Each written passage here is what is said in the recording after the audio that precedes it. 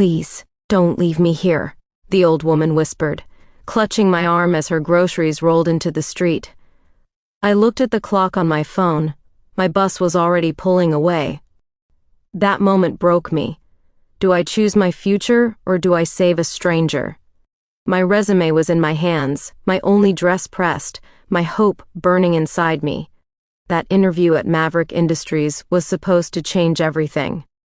But instead of sitting across from the company's executives, I found myself kneeling on a crowded pavement, helping a woman everyone else ignored. By the time I reached the office, the doors were closed. My dream was gone. I thought I had lost everything. But what I didn't know was that I had just stepped into the beginning of a story that would turn my entire life upside down. This is the story of how missing the biggest opportunity of my life led me to something greater than I ever imagined. Before we dive in, make sure you hit the like button and subscribe, because this is one story you won't want to miss until the very end. Also, drop a comment telling us where you're watching from. We'd love to hear how far this story goes. Let's dive in. Hunger is something I've always known. Not the kind you feel when dinner is running late, but the kind that stays with you for days, scratching at your stomach because there just isn't enough food to eat. I got used to it as I grew up, but the ache never really went away. I live in a small apartment at the edge of the city, the kind of place where the walls are always damp and the roof leaks when it rains. The air carries that musty smell of clothes that never really dry. It has never felt like home, just a space to survive. When I was a teenager, my father died suddenly. He wasn't perfect, but he kept us afloat. No matter how little, he always brought something back for us to eat. After he was gone, everything collapsed. My mother became sick not long after. It wasn't one illness you could name. It was like her body just gave up. She grew weaker and weaker, and before I knew it, she couldn't work anymore. Some days, she barely had the strength to get out of bed. That left everything on me. I was only 22, but I had no choice but to become the provider. Most people my age were chasing their dreams, going to school, or thinking about traveling.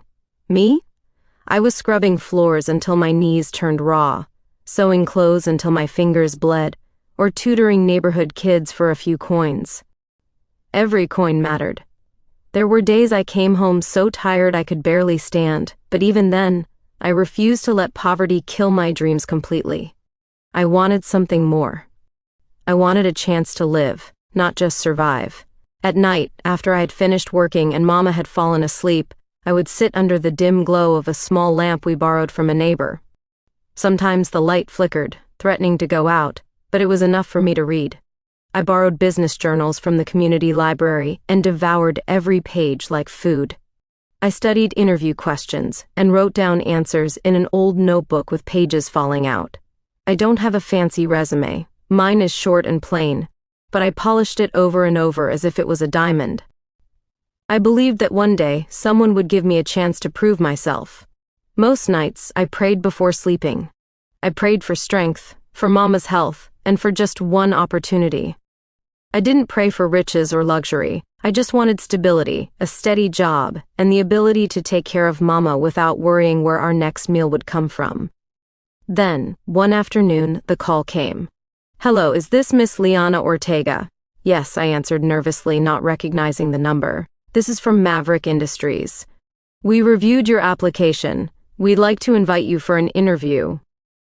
For a moment, I thought I was dreaming. Maverick Industries, the Maverick Industries, the most powerful company in the country, the one people only dreamed of working for? My voice shook. You want me to come for an interview?" "Yes, tomorrow morning at 10. Please bring your resume and documents." When the call ended, I just sat there frozen, my heart pounding so loudly I could hear it in my ears. Then tears spilled down my cheeks before I even realized I was crying. "Mama," I whispered, rushing to her bedside. "They called me. Maverick Industries called me for an interview." Mama's eyes widened in disbelief, and then she smiled, weak but full of hope. She squeezed my hand and said, "You see, God hasn't forgotten us." That night I laid my only decent dress on the bed. It was cream-colored, simple, the one I wore to church. I ironed it carefully, pressing every crease until it looked almost new. I polished my worn-out shoes until they reflected light. I arranged my documents neatly in my leather folder, the one I carried everywhere as if it was my lifeline. Sleep didn't come easily. I kept whispering answers to imaginary questions, rehearsing what I would say, how I would smile, how I would walk into that glass building with confidence. For the first time in years, I allowed myself to dream without fear. If I got this job, I could buy proper medicine for Mama. I could fix the leaking roof. I could maybe even start saving, little by little, until we weren't drowning anymore. Lying in the dark, I held my folder close and whispered a promise to myself. This is it, Liana. This is your chance. Tomorrow, everything will change. That morning I stood in front of the mirror, smoothing the wrinkles out of my cream dress one last time. It wasn't new, but it was the best I had, and I wanted to look professional. I slipped my feet into my polished shoes, clutched my folder of documents against my chest, and whispered, "Please God, let this be the beginning of something better." At the bus stop, my heart wouldn't stop racing. Fear and hope fought inside me with every passing second. My palms were sweaty, but I held on tight to the folder like it was treasure. That folder carried my future. When the bus finally came into view, my stomach knotted. This was it, my chance. But fate had other plans. Just as I stepped forward, I heard a thud behind me. An old woman had collapsed on the busy street, her grocery bags spilling everywhere, tomatoes rolling one way, onions another. People glanced, frowned, then kept walking as if she was invisible. I froze. My heart slammed in my chest. If I help her, I'll miss the bus. If I miss the bus, I'll miss the interview. The old woman groaned, clutching her ankle in pain. She tried to sit up but couldn't. I swallowed hard, fighting myself. Every second mattered. I thought of Mama waiting at home, her weak smile when I told her about this interview.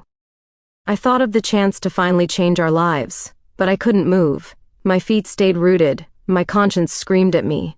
Finally, I threw my head back and muttered under my breath, "God, help me." I rushed to the woman's side. "Ma'am, are you okay?"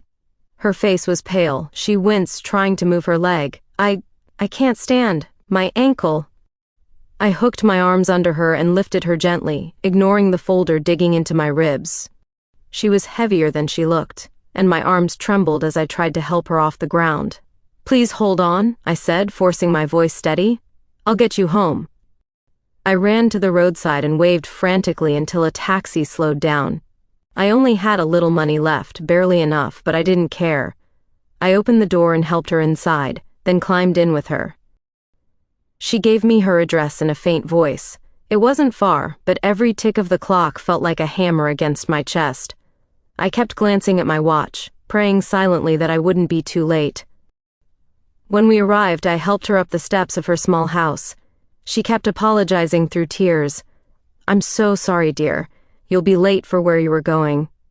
"It's fine," I lied, even though my heart was breaking. By the time I left her safely inside and hurried back to catch another bus, the interview time had already passed. I ran anyway. I ran until my chest burned, until sweat ruined the neat look of my dress. I reached the shining glass building of Maverick Industries and stood outside, gasping for air. People in suits walked in and out, calm and important, while I stood there like an outsider. The receptionist gave me a polite but firm smile when I explained. "I'm sorry, interviews are over for today."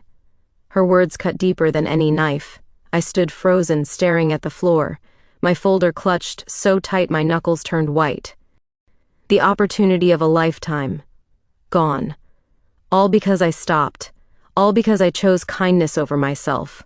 I walked away slowly, feeling smaller with every step. I had nothing left. Not the job, not even enough money for the bus ride home. Tears blurred my eyes, but I forced them back, hugging my folder as if holding on to it could stop my world from collapsing. But deep inside, I couldn't shake the thought, maybe this wasn't the end. Maybe fate had another plan for me. And little did I know, the very woman I had helped was not just some random stranger. That evening, the apartment felt smaller than ever. The single light bulb hanging from the ceiling flickered, casting shadows on the peeling walls. I sat on the edge of the bed, my folder still in my lap, though it no longer meant anything. I didn't cry loudly. I couldn't. Mama was lying on the couch, her breathing shallow, her hands weak. I didn't want to add to her worry, so I pressed my face into my hands and let the tears slip out silently. I gave up everything, I whispered, my voice breaking. For someone who may never even remember me. Mama stirred and tried to sit up. Her frail frame looked smaller than I remembered, her face pale but her eyes full of love. My daughter, you did the right thing. Her words only made the tears flow faster. What if the right thing keeps us poor forever, Mama? What if I never get another chance? Before she could answer, a loud knock came at the door. I froze, quickly wiping my face with the back of my hand. It wasn't a visitor bringing hope. It was my cousins. They lived in the next block, and somehow, news always reached them. Maybe they had seen me rushing through the streets earlier. Maybe someone from the bus stop told them. Either way, they knew. And now, they were here. When I opened the door, 3 of them stood there, arms folded, smirks plastered across their faces. Liana, the oldest one, sneered. "We heard you missed your big chance today." My stomach dropped. I wanted to close the door, but they pushed past me into the apartment like they owned the place. "You'll never escape poverty," another cousin said, laughing. "Who do you think you are? You think kindness feeds you?" Their words were sharp knives. I clenched my fists at my side, biting my tongue. "You'll die cleaning floors while others build their futures," the youngest one added, tossing her hair back. "Honestly, who gives up an interview for a stranger? Are you stupid or just cursed?" Mama coughed from the couch, trying to defend me. "Leave her alone. She did what was right." But they only laughed harder. I wanted to scream. I wanted to throw them out and shout that they didn't know what it felt like to see someone helpless on the ground and not turn away. But the words stayed locked inside me. Instead, I just stood there, my throat burning, letting them spit their poison. Finally, when they grew tired of mocking, they walked to the door. The oldest cousin stopped and smirked at me again. "Remember this, Liana. Life doesn't reward fools, and today you proved you're the biggest fool of all." The door slammed behind them. For a long time, the silence rang louder than their insults. Mama called me softly, "Don't listen to them. Your heart is your strength." But my chest ached.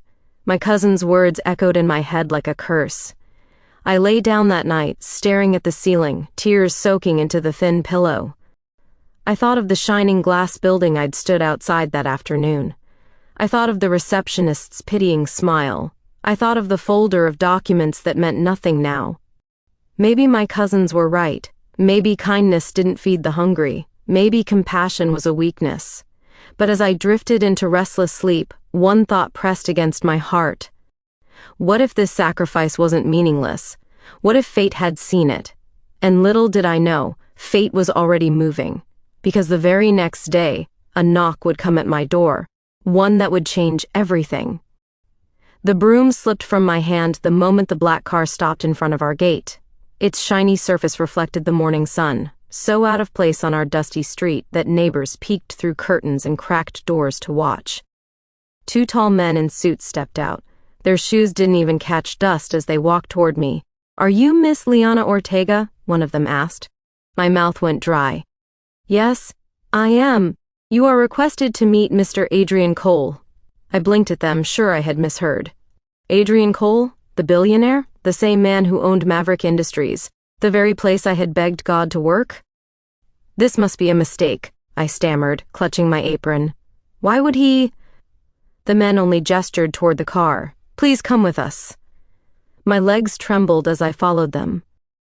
Mama stood at the door, worry on her face, but I forced a smile to calm her, though my own heart was thundering. "If this is a dream, don't wake me," I prayed silently. Inside the car, everything smelled like leather and polish. My reflection stared back at me from the tinted windows. The ride was quiet, but inside, my thoughts screamed. By the time we reached his mansion, my breath caught in my throat. I had never seen such a place in real life. Tall gates, gardens stretching like paradise, fountains glittering under the sun. It was another world. And then I saw him. Adrian Cole. He stood at the top of the stairs, tall and commanding, his suit perfectly fitted, his sharp eyes steady as they studied me. I froze where I was, my fingers tightening around the strap of my bag. "You missed your interview yesterday," he said, his voice deep, calm, but powerful. Shame flooded my cheeks. I lowered my head. I'm so sorry, sir. I was on my way, but I know why," he cut in. My eyes snapped up. "The woman you helped," he continued, his tone softer now. "She is my mother." The air left my lungs. My lips parted, but no words came. "She told me everything," Adrian went on. "How you sacrificed your chance without hesitation. How you spent your last money just to make sure she was safe. Most people would have walked away." He leaned forward slightly, his gaze piercing mine. "But not you." My knees felt weak. I wanted to cry, not from sadness, but from disbelief. Adrian's expression softened, though his voice stayed steady. "Credentials matter. Skill matters.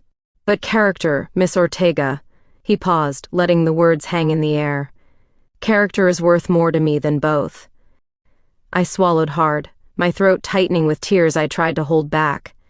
My heart pounded as I whispered, I don't know what to say." "Say nothing," he replied. "Just know this, I don't forget people like you." Behind him, the doors of the mansion opened wider, as though inviting me into a world I had only ever dreamed about. But a part of me still hesitated. My cousin's mocking voices echoed in my head. "You'll die cleaning floors. You'll never escape poverty." And yet here I was, standing in front of Adrian Cole himself. I took a shaky breath, my eyes on him. Was this truly happening? Because deep down, I felt it. Whatever he was about to say next would change my life forever. For a moment, I thought I had misheard him. His lips had moved, the words had been clear, but my mind couldn't catch up. "I will not only offer you a position." Adrian's voice was steady, calm, yet powerful enough to silence the room. "I will personally train you under my mentorship." My breath caught. He wasn't just offering me a job. He wasn't even talking about a simple opportunity. He was speaking about pulling me into his world, into the very center of it. He continued, his gaze firm, almost protective. "People like you, honest, selfless, compassionate, are rare. You didn't know who my mother was. You didn't care if it ruined your own chances. You simply acted. That is the kind of character I want near me." My hands trembled. I clutched them together in front of me to hide the shaking. I thought of the long nights under dim light, scribbling resumes, praying for someone to see me.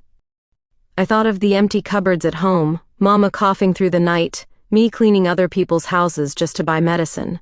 I thought of running, sweat soaking my dress, only to be told interviews are over.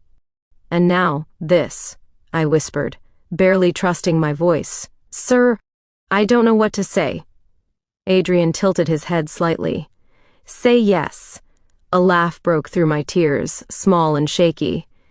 "Yes," I breathed. "Of course, yes." In that instant, everything shifted. I had walked into despair and somehow stumbled into destiny. But as I stood there, smiling through tears, something else filled my mind, my cousins.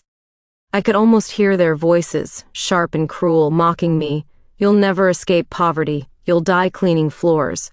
Who gives up an interview for a stranger? For the first time, their words didn't cut me. They made me smile.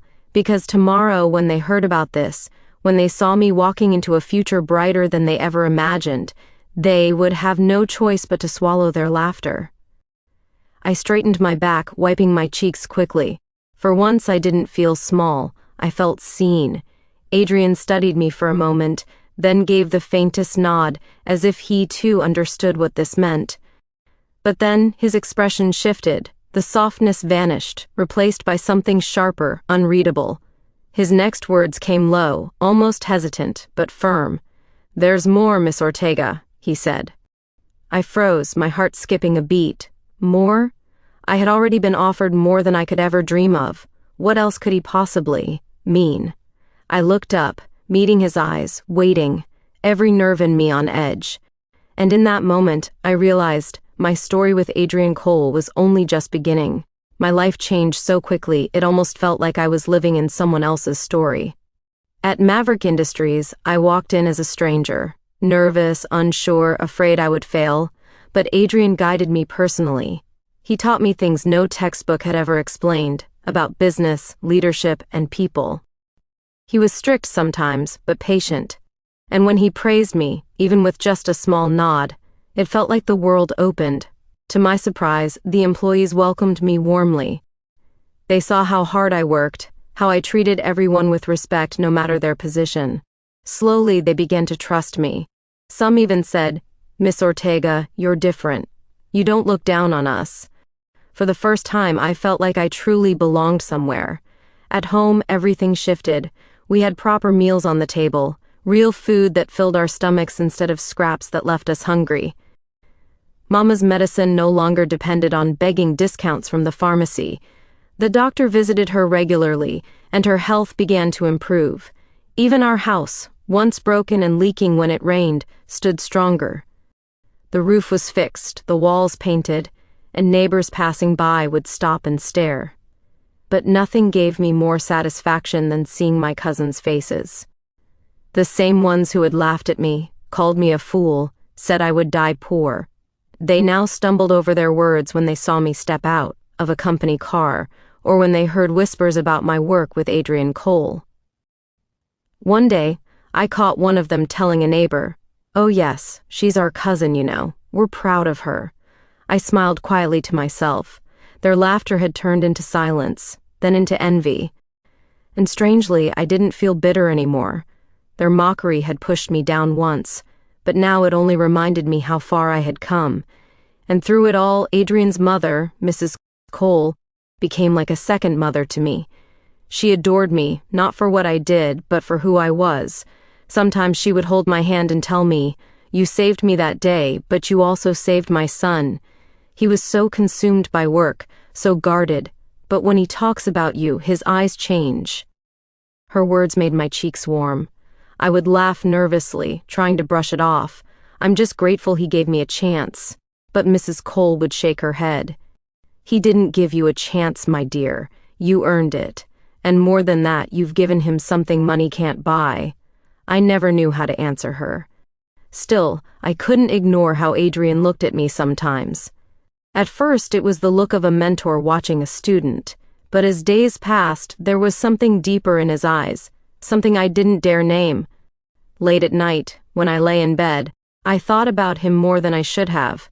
His voice, his steady confidence, the way he always stood tall as if the world itself couldn't bend him. And yet, when he spoke to me, there were moments he seemed almost human, vulnerable. I told myself not to think too much.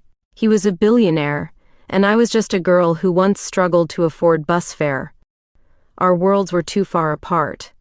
And yet, one evening, as I finished arranging some files in his office, Adrian stood by the window, looking out at the city lights. His voice was low when he spoke. "Liana," he said without turning, "have you ever wondered if life brought us together for more than just work?" My heart skipped. I froze, clutching the folder in my hands, unsure if I had heard him right. I couldn't breathe. For a moment, the world went quiet, the ticking clock on the wall, the faint hum of the city lights outside the window. Even my own heartbeat seemed to stop. Adrian Cole, the man people whispered about with fear and respect, was kneeling in front of me, not as the billionaire, not as the untouchable figure in newspapers, but as a man, one who was looking at me with eyes full of sincerity. "Will you marry me?" he asked again, his voice soft, almost uncertain. My lips parted, but no words came out. I saw flashes of my life, like a reel spinning too fast. Nights when my mother and I went to bed hungry, mornings when my cousins laughed as I patched my shoes with tape, afternoons spent scrubbing floors just to earn enough for rice. I remembered the rain dripping through the holes in our roof, the shame I carried whenever people called me just a poor girl. And yet, here I was. Tears blurred my vision. I covered my mouth with shaking hands, trying to steady myself, but the emotions came like a flood. "Yes," I whispered, my voice breaking. 1,000 times yes." His face softened in relief, and he slipped the ring onto my trembling finger. It wasn't just a ring. It felt like a promise that all the pain, all the mocking, all the nights I thought I'd never make it out, they were not the end of my story. The moment his arms wrapped around me, I broke. Sobs tore out of me. Ugly, heavy sobs I couldn't hold back anymore. My cheek pressed against his chest, and for the first time in my life I didn't feel small or invisible. I felt chosen. "You don't know what this means to me," I choked out, gripping his shirt. He tilted my chin up, his eyes steady.